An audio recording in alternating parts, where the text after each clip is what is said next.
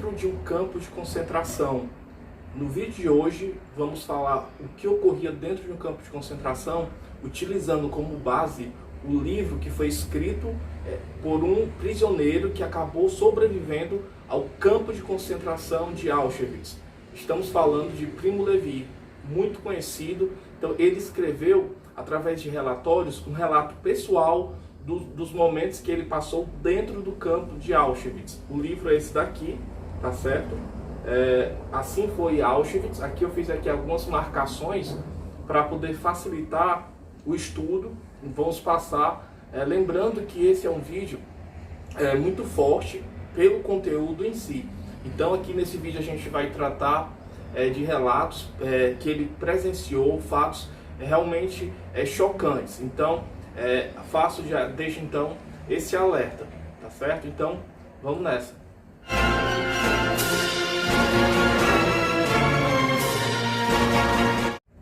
Olá, bem-vindos a mais um vídeo do canal Mergulho na História.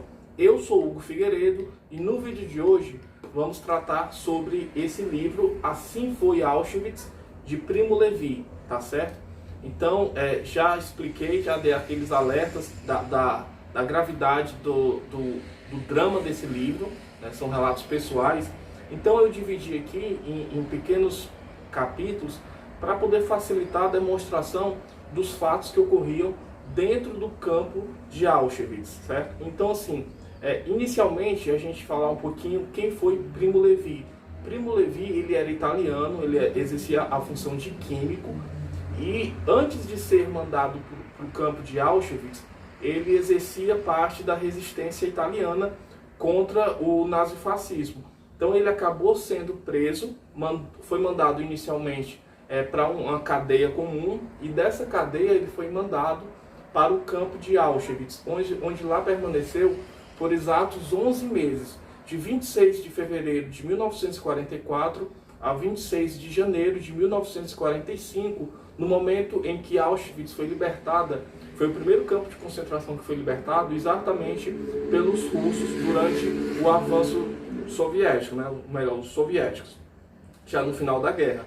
Então a gente vai começar primeiro esse vídeo falando o vídeo, a dinâmica do livro, ele apresenta relatórios. Então assim, quando ele foi resgatado do campo de concentração, o exército soviético solicitou que ele fizesse relatórios descrevendo qual era a realidade, o dia a dia dentro de um campo de concentração. Então ele escreveu relatórios do ponto de vista sanitário, do ponto de vista científico e por aí vai.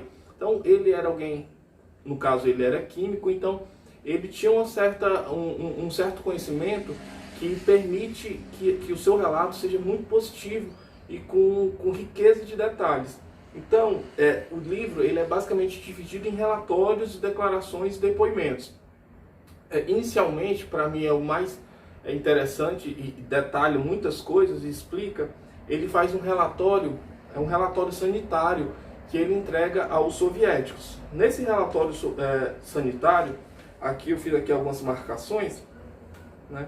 Então assim, ele começa esse relatório explicando que no campo de Auschwitz, eles diariamente faziam três refeições. E essas 3 refeições somadas não passavam de 500 gramas. Então era uma alimentação muito deficitária.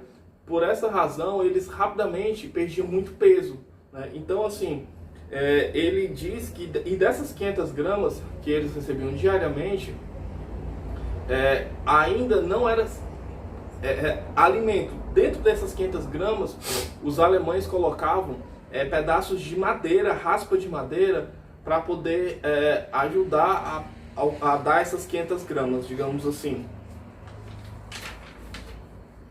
Então, Primo Levi ele faz uma ordem, né? Uma ordem decrescente, né? Então, que ele coloca as principais causas que mais causavam mortes dentro de um campo de concentração. Então o que ocorre? Ele faz um ranking, digamos assim. Então, em número 1 do ranking estavam as doenças distróficas. As doenças distróficas ele coloca que o principal responsável por essas doenças, que os prisioneiros morriam, era justamente pelo déficit de alimentação. Uma alimentação muito pobre em proteínas e praticamente nenhum tipo de vitamina. Então, rapidamente, os prisioneiros do campo de concentração eles perdiam muito peso e eles acabavam naturalmente morrendo, muitos. Então, assim, eram porções realmente insignificantes. Em segundo lugar, eram as doenças do trato gastrointestinal. Eram doenças relacionadas à fome. Então, o que acontece? Muitos prisioneiros, para aplacar um pouco dessa fome, eles acabavam comendo comidas estragadas, principalmente pão e cascas de batata. E isso provocava uma série de diarreia. Então, os prisioneiros dentro do campo de concentração, era muito comum que eles tivessem um processo realmente de diarreia, onde eles iam, digamos, evacuar 5, 10 e até 20 vezes durante um dia. Então, esse processo acabava fazendo com que eles perdessem muito peso e não tinha água que eles pudessem beber no sentido de recuperar o líquido que eles haviam perdido, né, nesse processo de desidratação. Então muitos deles morriam simplesmente por estarem desidratados. Em terceiro lugar, eles colocavam as doenças relacionadas ao frio. Então, assim, e aqui aí já começa a mostrar assim, a questão da crueldade. Então, assim, quando os prisioneiros dos campos de concentração, eles tinham as suas partes, seus membros, seus pés, suas mãos queimados pelo frio intenso, o tratamento que os alemães prestavam era simplesmente amputar aquele membro que havia congelado. É muito chocante isso. Em seguida, ele coloca as doenças infecto-contagiosas. E aqui ele coloca a sífilis, a tuberculose e a malária. Então, quando os prisioneiros apresentavam o quadro dessas três doenças, eles imediatamente eram enviados para as câmaras de gás. E aqui ele coloca também em seguida as doenças cirúrgicas. As doenças cirúrgicas estão relacionadas a doenças não diretamente relacionadas ao campo de concentração, mas doenças que os prisioneiros já traziam antes de entrarem no campo de concentração. Então eram feitas cirurgias ali nas enfermarias que tinham dentro do campo de concentração. Só que devido às péssimas condições de saúde, condições de alimentação, eles não conseguiam se recuperar dessas cirurgias e acabavam naturalmente morrendo. As doenças relacionadas ao trabalho, então assim, a rotina de um prisioneiro dentro de um campo de concentração era realmente assustadora. Então eles praticamente não se alimentavam. Força física, eles tinham uma força física, Primo Levi coloca, correspondente a uma criança. Então eles não tinham força para executar atividades braçais porque eles não tinham alimentação adequada. Então, e aqui essa parte aqui relata a questão da brutalidade com que os alemães empregavam em desfavor dos prisioneiros dos campos de concentração. Então, muitas vezes durante esses trabalhos de fome, os prisioneiros dos campos de concentração, eles simplesmente caíam no chão, né? Então, assim, para saber se aquele prisioneiro havia morrido ou estava simplesmente se fingindo de doente, o tratamento era simplesmente dessa forma. Eles chegavam rapidamente dois guardas e com chicotes desferiam fortes golpes no prisioneiro que havia caído. Então, se ele reagisse é porque ele ainda estava vivo. Se ele não reagisse é porque ele já estava morto. Então, isso já reflete o nível de barbárie que ocorria dentro do campo de concentração.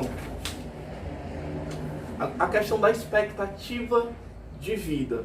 A questão da expectativa de vida, ele coloca primeiro a questão dos transportes que traziam os prisioneiros para os campos de concentração. E aqui, eu vou deixar aqui no card, aqui em cima, eu fiz um vídeo específico falando sobre o transporte de prisioneiros para os campos de concentração. Então, se você quiser depois conferir lá, segue aqui no card, eu vou deixar aqui em cima. Mas, voltando ao assunto. Então, quando os prisioneiros eram conduzidos aos campos de concentração, havia um processo de seleção. Então ficava aqueles homens que tinham capacidade de trabalhar, as mulheres e os inválidos, que seriam aqueles velhos, crianças e doentes. Eles nem chegavam a entrar dentro dos campos de concentração. Eles eram colocados direto para as câmaras de gás para serem executados. Então, desse transporte e após esse processo de seleção, apenas 1/5 das pessoas que chegavam nos campos de concentração haviam sobrevivido a esse processo já de seleção inicial, para vocês terem uma noção da barbaridade que ocorria dentro desse processo.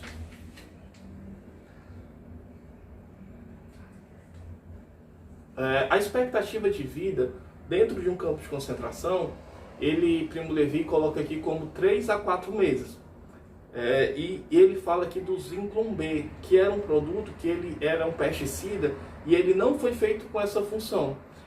O pesticida o Zyklon B, era um pó cinza, com a cor cinza azulado, que eles eram colocados em latas para poder matar os judeus dentro das câmaras de gás. E aqui ele coloca aqui uma questão que é a estrutura física de um campo de concentração.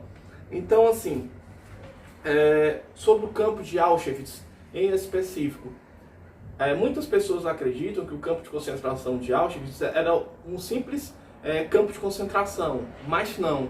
Na verdade, era o campo administrativo de Auschwitz. Era um complexo, um grande complexo de mais de 100 campos de concentração.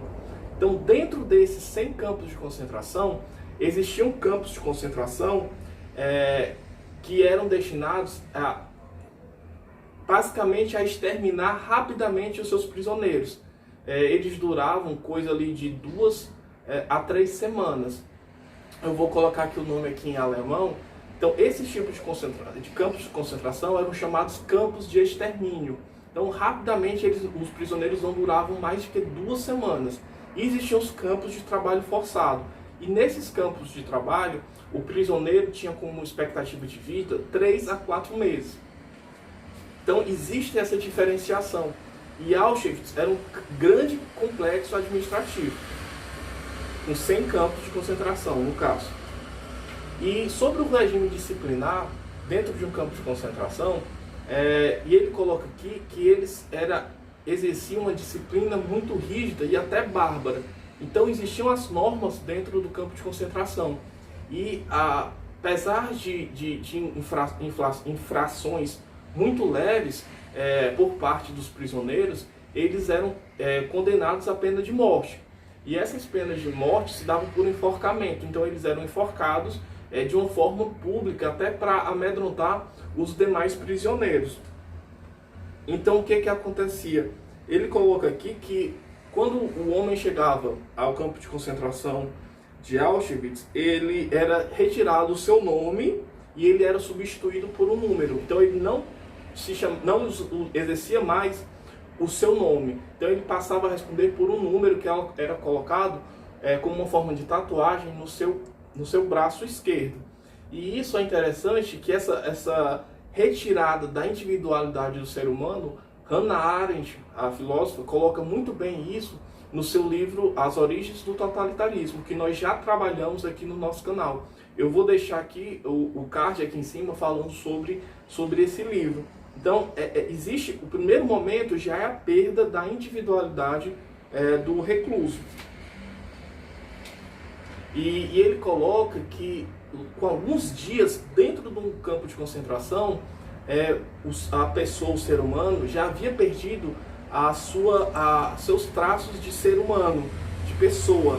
Então, o homem, quando estava no campo de concentração, com 2, 3 dias, ele se tornava um animal. Isso na leitura do sobrevivente. Então, eles se colocavam como um animal, simplesmente que buscava alimentação. É muito chocante isso, né? E é interessante esse detalhe aqui. Por exemplo, vocês já assistiram talvez em filmes que retratam sobre os campos de concentração, aqueles arames que cercavam os campos, né? Então a gente pensa, por que eles não fugiam simplesmente passando por esse arame? Não parece algo tão difícil de sair.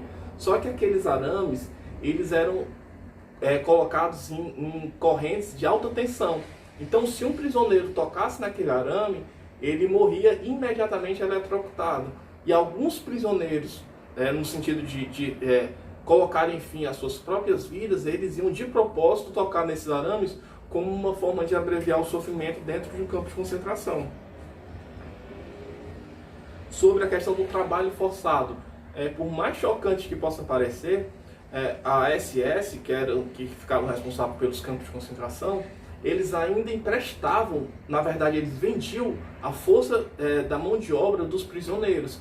Então existia uma indústria muito grande, era IG Farben, que essa indústria, inclusive, ela foi responsabilizada por crimes de guerra na Alemanha. Então essa indústria, ela tinha suas fábricas, e os prisioneiros, eles eram deslocados do campo de concentração para trabalhar dentro dessas fábricas.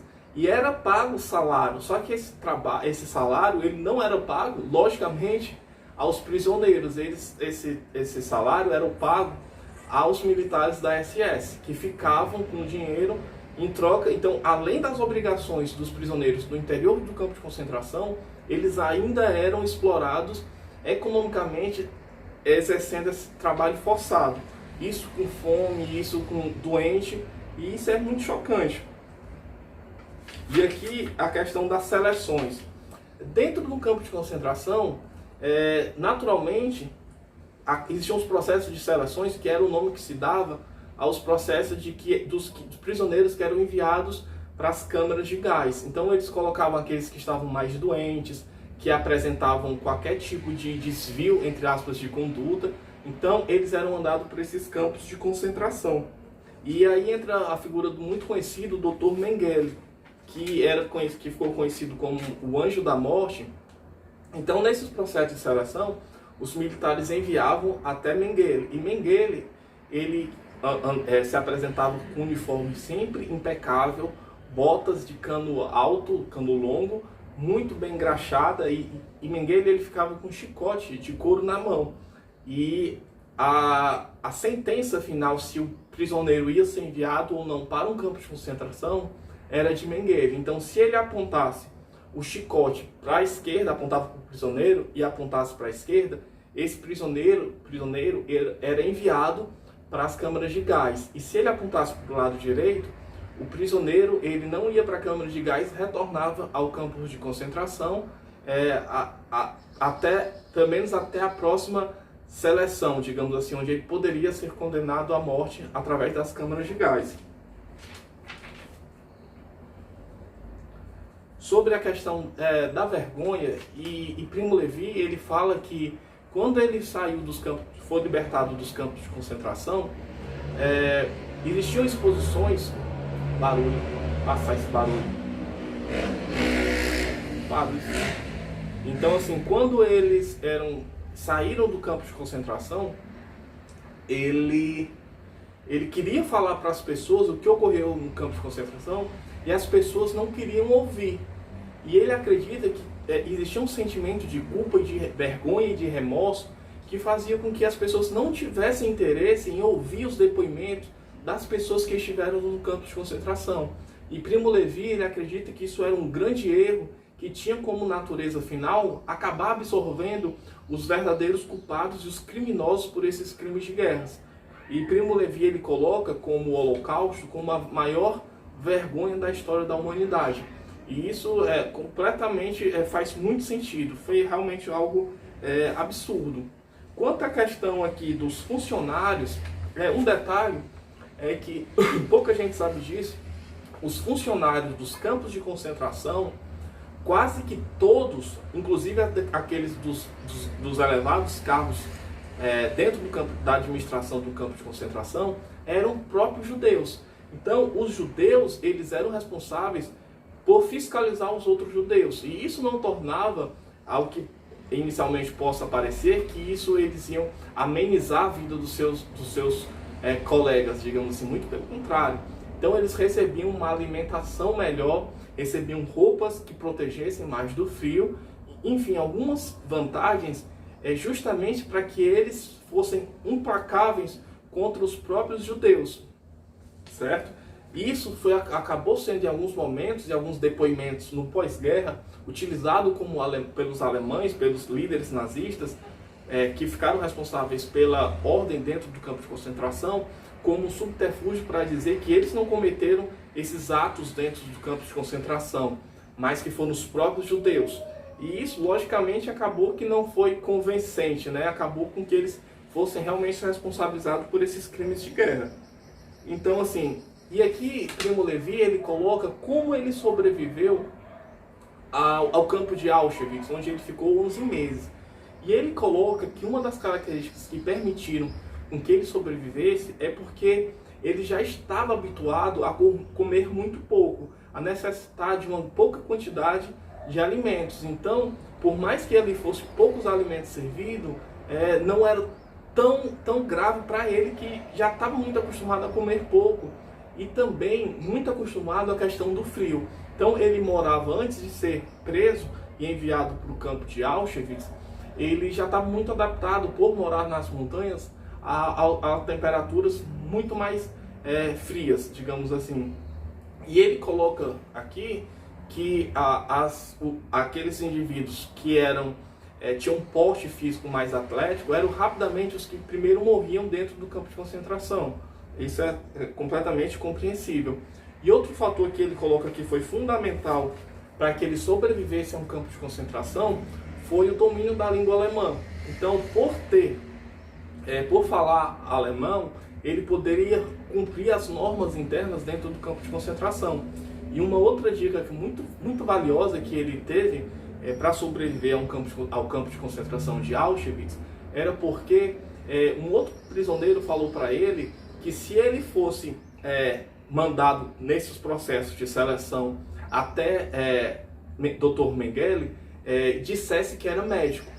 Porque se ele dissesse que era médico, ele acabava sendo poupado das câmaras de gás. Então, em 2 momentos, ele foi enviado para as câmaras de gás, e a partir dessa seleção, né, dessa entrevista, digamos assim, com o Dr. Mengele, ele dizia: olha, eu sou médico. Aí então ele fazia algumas perguntas para comprovar se a informação era verídica, e apesar dele não ser médico, por ele ter conhecimento dessa área de química, afinal ele era químico, meio que ele acabou enganando o Mengele e escapava desses processos de seleção. Então esses são os fatos que fizeram com que Primo Levi ele escapasse da morte dentro dos campos de concentração mediante a utilização das câmaras de gás. E aqui a questão, e eu acho que para mim, numa análise da questão dos sentimentos que passavam na cabeça de um prisioneiro no campo de concentração, é interessantíssimo isso aqui que ele coloca, que ele fala que basicamente existiam 2 tipos de sentimento: o medo e a inveja. Porque apesar de todos os prisioneiros estarem reclusos no campo de concentração, a vida dentro para eles acabava sendo mais ou menos severa. Todos sofriam um processo de severidade absoluta e de crueldade extrema, mas alguns era ainda pior do que os outros, digamos assim. Então, por que a presença desses 2 sentimentos de medo e de inveja? Então, se você estava dentro do campo de concentração e tinha um pouco de vantagem em relação ao outro, você tinha medo, porque o outro queria tomar o seu lugar. Nem que isso implicasse em colocar a sua vida, condená-lo à morte certa, através de criação de boatos, de mentira, para que outros ocupassem o seu lugar, outro prisioneiro, no caso. E no caso, a inveja, se você estava numa posição mais desfavorável. Então, por isso ele coloca que esses 2 sentimentos descrevem os sentimentos que passavam pela cabeça de um prisioneiro dentro de um campo de concentração. E assim, ele coloca que durante esses 11 meses, somente 2 ou 3 vezes ele teve dias realmente de folga, sem não trabalhar. E ele relata que esses dias que ele teve de folga, entre aspas, dentro do campo de concentração, foram um dos piores dias, porque nesses dias de folga, ele parava para pensar e perceber a situação absurda a qual ele estava inserido. E isso fazia com que ele tivesse um contato com a sua humanidade. Então, por ter um contato com a sua humanidade, ele se percebia como ser humano, e aí que ele tinha a noção da gravidade da situação dele. Porque nos demais dias, a rotina era tão exaustiva que ele simplesmente não conseguiria parar e não se enxergava como um ser humano. E aqui, por fim, uma questão de uma reflexão que ele falava, porque assim, a gente sabe que o processo do nazismo na Alemanha ele começou muito antes da Segunda Guerra Mundial. E teve um colega dele, que era alemão judeu, que falou para Primo Levi em 1933, antes dos campos de concentração. Ele falou que um país, um povo, um governo, um regime que é capaz de queimar livros, e isso ocorreu na Alemanha em 1933, onde eles pegavam livros que eram considerados proibidos, reuniam esses livros em praças e queimavam. Então, esse judeu, que chamava Erich Heim, ele dizia para Primo Levi, olha, quem é capaz de queimar livros é capaz de queimar pessoas. E isso ocorreu realmente nos campos de concentração através dos crematórios. Então é isso. Eu espero que eu tenha passado aqui para vocês, de uma forma objetiva, as situações que eram impostas aos prisioneiros dentro de um campo de concentração. Era realmente algo absurdo. Os castigos físicos que eles passavam era algo realmente assustador. Era algo assustador. E assim, então fica aqui, né, um pouquinho do cenário que ocorria dentro de um campo de concentração, para que vocês entendam a gravidade, né, do que muitas vezes a gente não entende, como era a vida dentro de um campo de concentração. Então eu espero que vocês tenham gostado desse vídeo, tá certo? Se ficou alguma dúvida, pergunta aqui nos comentários, deixa as suas sugestões de conteúdos. Lembrando que as pessoas pedem que a gente faça conteúdo sobre determinados pontos, nós faremos, tá certo? Peço só um pouquinho de paciência, porque a gente precisa sempre estudar para poder ter propriedade no que nós estamos falando, tá certo? É uma responsabilidade passar esse conteúdo, então assim, a gente não pode falar se nós não tivermos certeza do que nós estamos falando, né? Então é isso, espero que vocês tenham gostado desse vídeo. Se inscreve no canal se você não se inscreveu ainda, ativa as notificações. Agradeço muito, muito obrigado, até mais.